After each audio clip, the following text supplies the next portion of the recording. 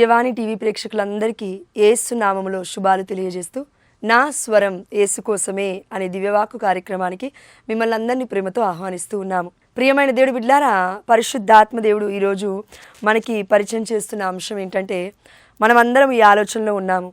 ఈ పరిస్థితుల్లో నేను దేవుణ్ణి ప్రేమించడం ఎలా?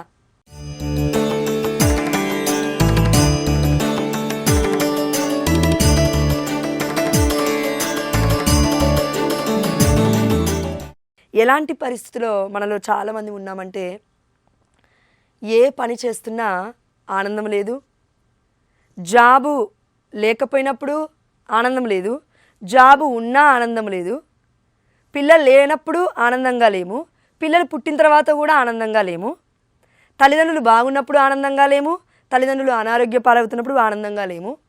అంటే మంచి జరిగినా చెడు జరిగినా ఏది జరిగినా మనం ఆనందంగా లేమంట. అందుకే పరిశుద్ధాత్మ దేవుడు అడుగుతున్నాడు, నేనేం చేస్తే మీరు ఆనందంగా ఉంటారు? సరే, మీ జీవితంలో ఏముంటే మీరు ఆనందంగా ఉంటారు? ఇది కరెక్ట్ ప్రశ్న. పరిశుద్ధాత్మ దేవుడు మనల్ని అడుగుతున్నాడు, మీకు ఏమి కలిగి ఉంటే మీరు ఆనందంగా ఉంటారు?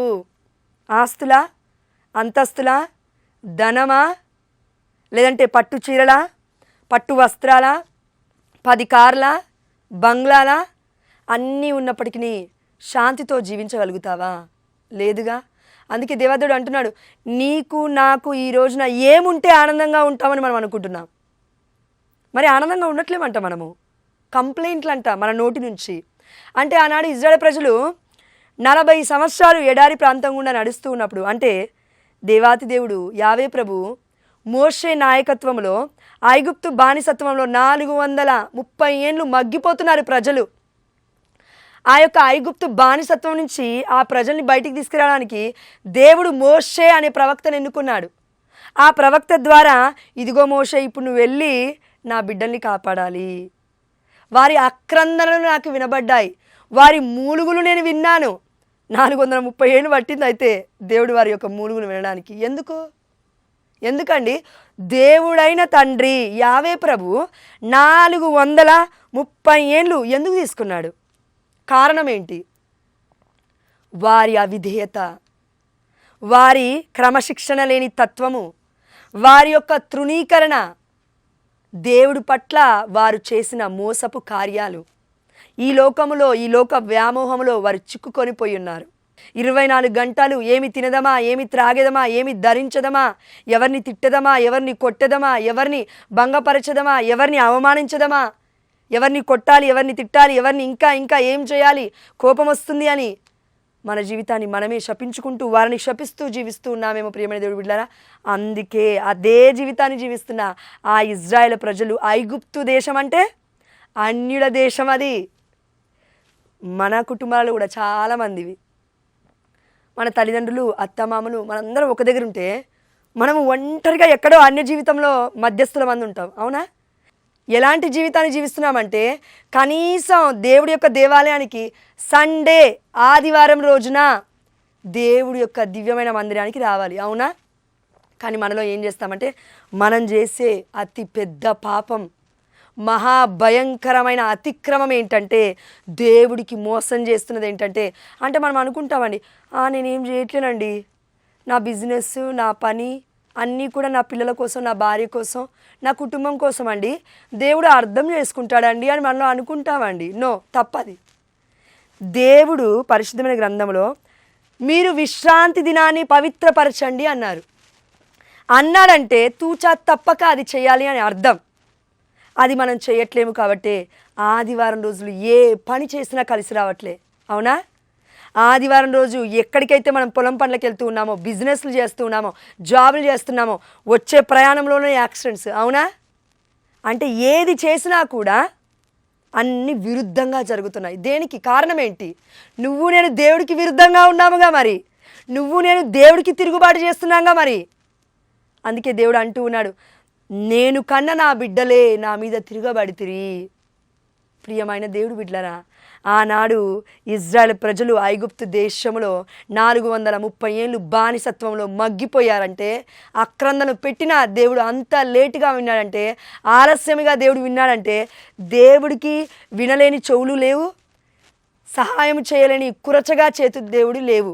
కానీ మనం గుర్తుపట్టాల్సింది ఒకటి, దేవుడు మనల్ని పదే పదే పదే పదే పిలుస్తాడండి. పిలుస్తాడు పిలుస్తాడు పిలుస్తాడు 100 సార్లు, కోట్ల సార్లు కూడా అయిపోయింది ఇప్పటికీ పిలిచి. ఇక ఏం చేస్తాడంటే లాస్ట్కి, సరే కొన్ని రోజులు వాళ్ళ చిత్తానికి, వాళ్ళ ఇష్టానికి, వాళ్ళ ఇష్టారాజ్యానికి, వారి బుద్ధికి, వారి జ్ఞానానికి నేను విడిచిపెడతాను, చూద్దాం నా బిడ్డను మరలా రాకపోతారా అని దేవుడు మనకి ఫ్రీడమ్ ఇచ్చేస్తాడు ఫుల్గా. అంటే ఒత్తిడి పెట్టడు. ఫ్రీడమ్ అంటే ఏంటంటే స్వేచ్ఛ. ఒక పక్షి ఆకాశంలో ఎలా ఎగురుతుంది అలా ఎగరడానికి మనల్ని విడిచిపెడతాడు. ఇప్పుడు మనం ఎగురుతున్నాము కాబట్టి మనకేమీ అర్థం కాదు. ఒక్కసారి కింద పడతాం కదా, అప్పుడు అర్థమవుతుంది. నొప్పి గట్టిగా తగులుతుంది, దెబ్బ గట్టిగా తగిలేసరికి నొప్పి విపరీతమయ్యేసరికి అయ్యో ఏమైపోయింది, నేను ఎక్కడున్నాను, దేవుడికి నేను అన్నీ చేస్తున్నానే, ఎక్కడ తప్పు చేశాను అనుకుంటాం కదా. ఎక్కడ ఏం చేయట్లేదు తప్పు, ఒక్కటే దేవుడైన యావే ప్రభుకి అంటే మన యేసు ప్రభు వారికి విధేయత మనం చూపించట్లేము. ఏంటి ఆ విధేయత? దేవుడు వాగ్దానము తీసుకున్నాడు, దేవుడికి ప్రమాణం చేశాము, దేవుడి నిబంధనలో మనం కట్టుబడి ఉండాలి. ప్రియమైన దేవుడి బిడ్డలారా, అదేంటి? విశ్రాంతి దినాన్ని పవిత్రపరచుదువుగాక. ఆమేన్, హల్లెలూయా. మనలో చాలామంది విశ్రాంతి దినం రోజే పని చేస్తాం, విశ్రాంతి దినం రోజే పొలానికి వెళ్తాం, విశ్రాంతి దినం రోజే పండగలకి వెళ్తాం, విశ్రాంతి దినానికి పేరెంటాలకు వెళ్తాం, విశ్రాంతి దినానికే ఒకవేళ నిద్ర వస్తే ఆ రోజు పడుకుంటాం మంచిగా ఇంట్లోనే. కానీ దేవుడి మందిరానికి వెళ్ళట్లే మనం. ఇది ఎవరైతే చేస్తారో ఆ కుటుంబం శపించబడుతుంది అని పాత నిబంధనలో ద్వితీయోపదేశ కాండంలో చూసాము, లేవియ కాండంలో చూసాము, సంఖ్యాకాండంలో చూసాము, చాలా అధ్యాయాల్లో. నిర్గమాకాండం 20వ అధ్యాయం దగ్గర నుంచి దేవాదేవుడు చెప్తూ ఉన్నాడు, ఇదిగో ఈ ప్రజలు నా చిత్తము చేస్తారో లేదో చెప్పు, మోషే నువ్వు కనుక్కో అని దేవాదేవుడు ప్రజల్ని అడిగి మరే వాగ్దాన భూమిలోకి తీసుకొస్తున్నాడు, అంటే వాగ్దానంలోకి తీసుకొస్తున్నాడు. ఆ వాగ్దానం ఏంటంటే 10 ఆజ్ఞలు మీరు పాటించాలి. ప్రియమైన దేవుడు బిడ్డలారా, మరి కొత్త నిబంధనకు వచ్చిన తర్వాత 2 ఆజ్ఞలు ఉన్నాయి కదా. కరెక్ట్గా చెప్పాలంటే 2 ఆజ్ఞలు కూడా, ఒకటే ఆజ్ఞ, మన దేవుడైన మన తండ్రిని యేసు ప్రభువుని పూర్ణ మనస్సుతో, పూర్ణ ఆత్మతో, పూర్ణ శక్తితో ప్రేమించాలి. 2వ ఆజ్ఞ ఏంటి? నిన్ను నీవు ప్రేమించుకున్నట్లే నీ పొరుగు వారిని ప్రేమించు. అవునండి, ఇక్కడ ప్రేమ దాని గురించే ఉంది కదా, విశ్రాంతి దినం పాటించమని లేదు కదా. అయితే కొత్త నిబంధన రాగానే దేవుడు అన్నీ మార్చేశాడండి అని అనుకుంటామండి మనలో కొంతమంది. మొట్టమొదటి ఆజ్ఞ ఏంటి? దేవుణ్ణి పూర్ణ మనస్సుతో, పూర్ణ శక్తితో, పూర్ణ ఆత్మతో నువ్వు ఆరాధించాలి, నువ్వు నేను. అవునా?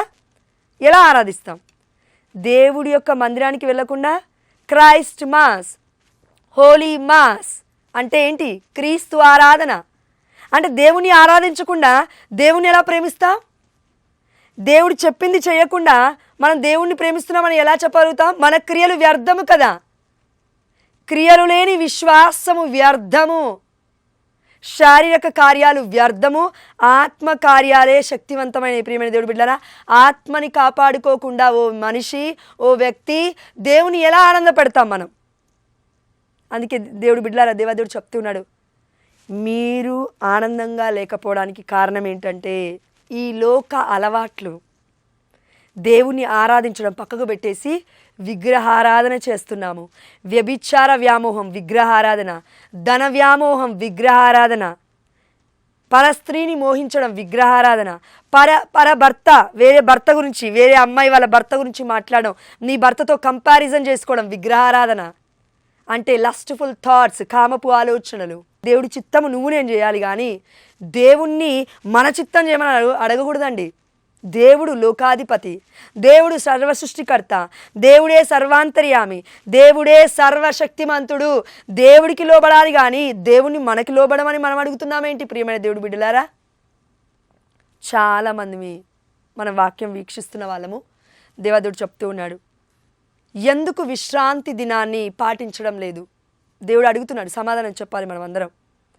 మనం కొంతమంది అంటాం కదా, చాలా మంచి ఆలోచనతో అంటాం, దేవుడే అండి పని ఇచ్చింది, పని చేయకపోతే ఎట్లా? సోమవారం నుంచి శనివారం వరకు పని చేసావు కదా, ఆదివారం ఒక్కరోజు దేవుడికి ఇస్తే ఏమైంది? సరే, కొంతమందికి బిజినెస్లు లేదంటే ఇంకేదైనా పనులు ఉన్నప్పుడు ఆదివారమే ఉంటుందండి పని, మిగతా డేస్ అంతా మేము ఖాళీ అండి అనుకునే వాళ్ళకి ఒక ఆలోచన దేవాదేవుడు చెప్తూ ఉన్నాడు.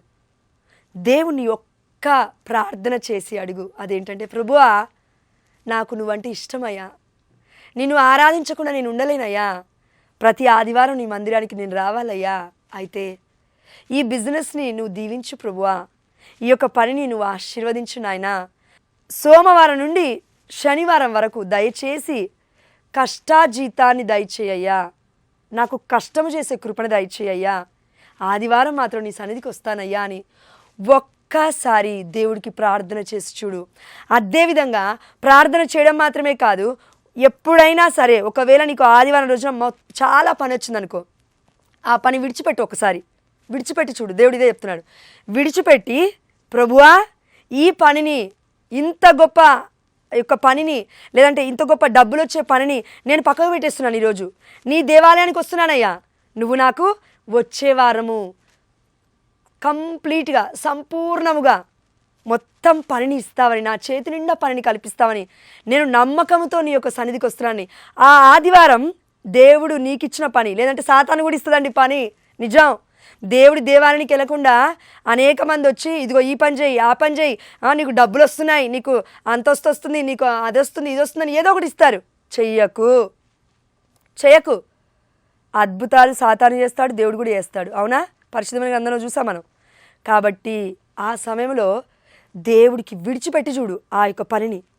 దేవుడు ఈ ఆదివారం రోజున నువ్వు దేవుడి కోసం పనిని విడిచిపెట్టి దేవుడి దేవాలయానికి, దేవుడికి ఇచ్చిన మాట చొప్పున, దేవుడికి ఇచ్చిన ప్రమాణం చొప్పున, దేవుడికి ఇచ్చిన వాగ్దానం చొప్పున అన్నీ వదులుకొని దేవుడి వైపు చూసావు కాబట్టి దేవుడు ముగ్ధుడైపోయి ఆ నెక్స్ట్ వారం చేతి నిండా యేసు నామములో మనకి దేవుడు పని ఇస్తాడు. ఆమేన్, హల్లెలూయా.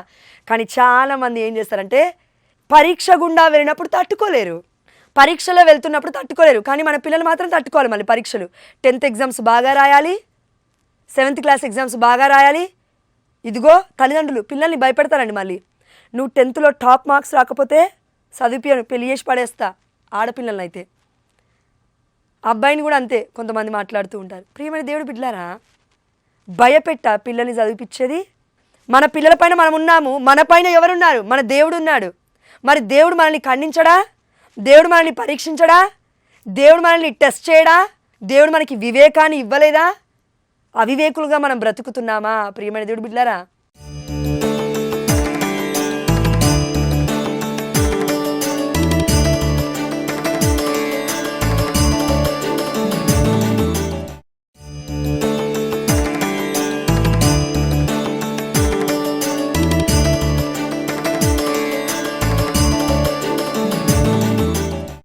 దేవుడి కోసం అన్నిటినీ విడిచిపెట్టుకునే వాళ్ళు కావాలి దేవుడికి. అప్పుడే అన్నీ మనల్ని ఫాలో అవుతాయి. ఆమేన్, హల్లెలూయా. ఇది నేను చెప్పట్టేనండి.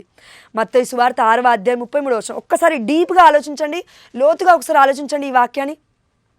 మొదటిగా దేవుని రాజ్యాన్ని, నీతిని వెతకండి, దాని తర్వాత మీకు అన్నీ అనుగ్రహింపబడును. అర్థమవుతుందా అండి దేవుడు ఏం చెప్తున్నాడో? మొదటిగా దేవుణ్ణి ఎతకాలి మనం మన జీవితాలలో. మొదటిగా దేవుని ఎతికితే ఏమవుతుందంటే దేవుల్లోనే ఆనందం, దేవుల్లోనే శాంతి, దేవుల్లోనే సమాధానం, దేవుల్లోనే ప్రేమ. ఈ ప్రేమ లేకపోతే కుటుంబంలో ప్రేమ ఉండదు.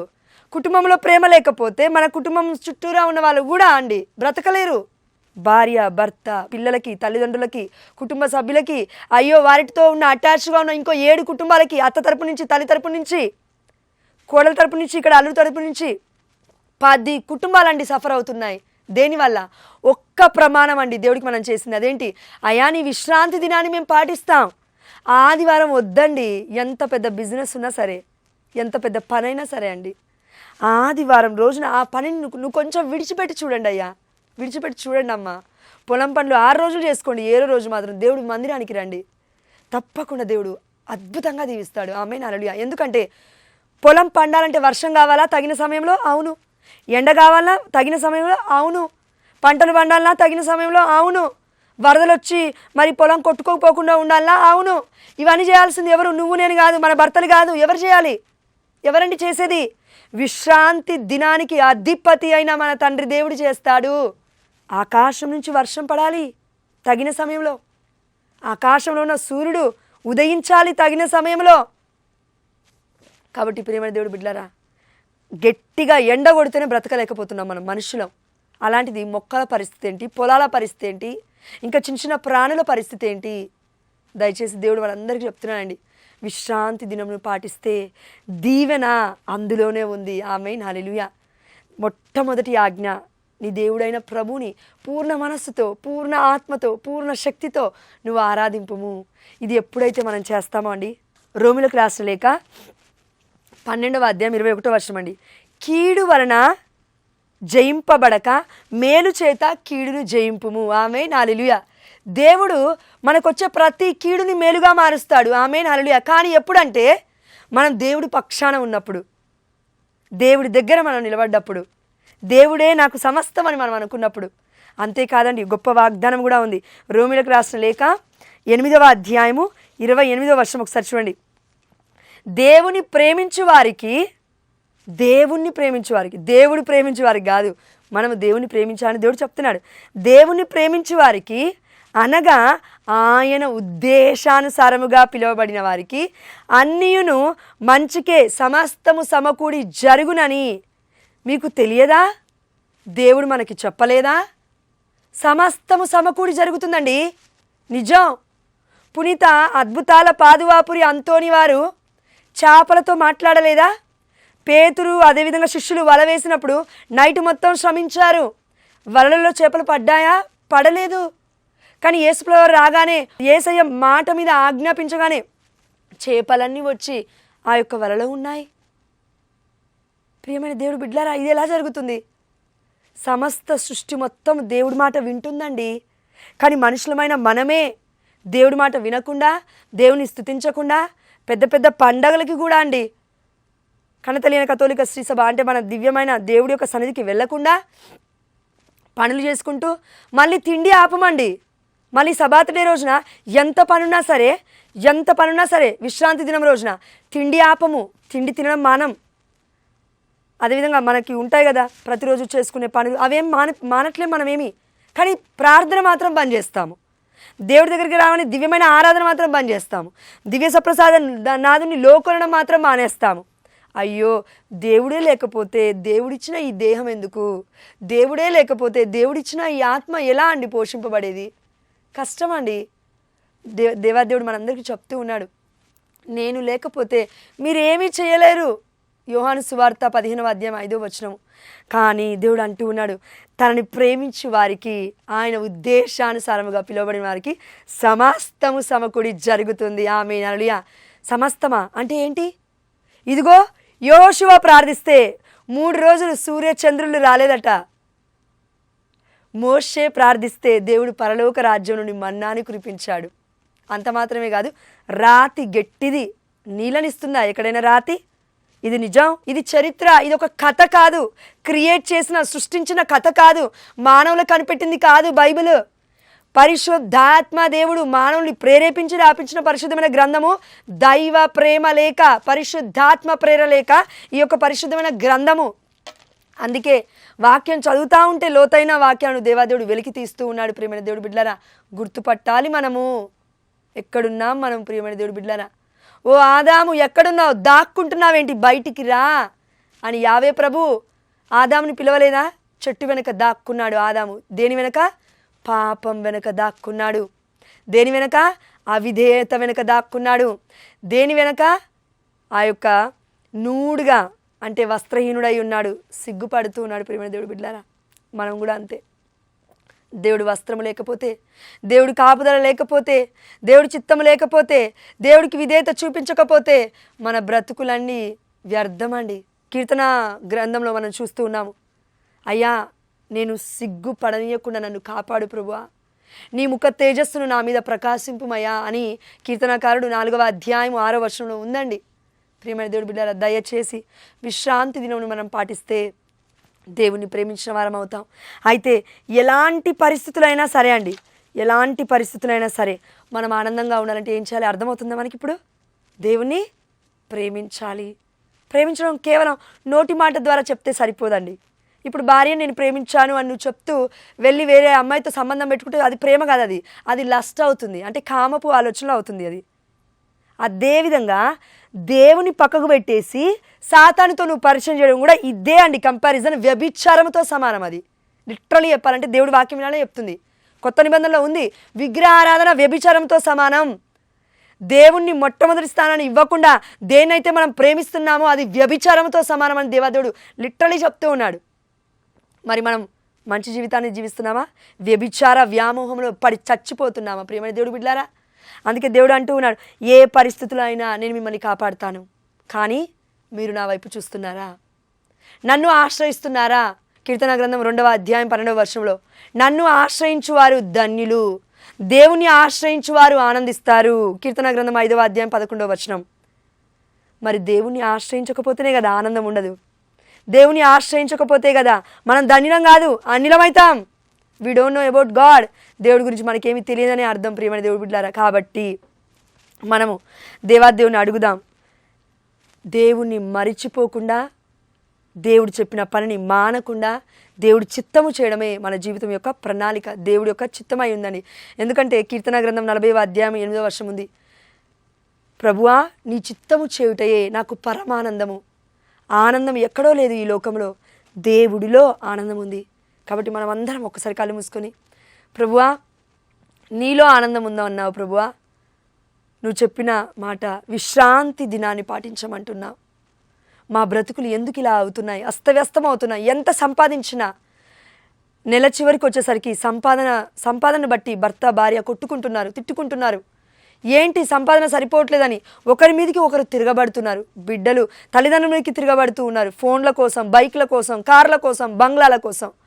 ప్రభా ఈ పరిస్థితులన్నిటికీ కారణం కుటుంబ సమేతముగా నీ యొక్క మందిరానికి, నీ దేవాలయానికి మేము రాకపోవడమే. దయచేసి మమ్మల్ని మన్నించి, దయచేసి మమ్మల్ని క్షమించి, ఇక మీదట ఆయనను విశ్రాంతి దినము, సబాత్ డే, ఆదివారం రోజున నీ దేవాలయానికి వచ్చి నిన్ను దర్శించుకునే భాగ్యాన్ని మాకు దయచేయమని, తద్వారా మేము ఆనందించే కృపను మాకు వసగమని, మా నాథుడైన యేసుక్రీస్తు అతి పరిశుద్ధమైన నామములో ఈ యొక్క అనుగ్రహాన్ని మీరు మాకు ఆల్రెడీ ఇచ్చున్నారని విశ్వసిస్తూ నజరేయుడైన యేసునామములో నమ్ముచున్నాము మా ప్రియ పరలోకపు తండ్రి, ఆమేన్. హల్లెలూయా. పితా పుత్ర పవిత్రాత్మ నామమున విశ్రాంతి దినాన్ని పాటించుదాం, దేవుణ్ణి మహిమపరచుదాం. ఆమేన్.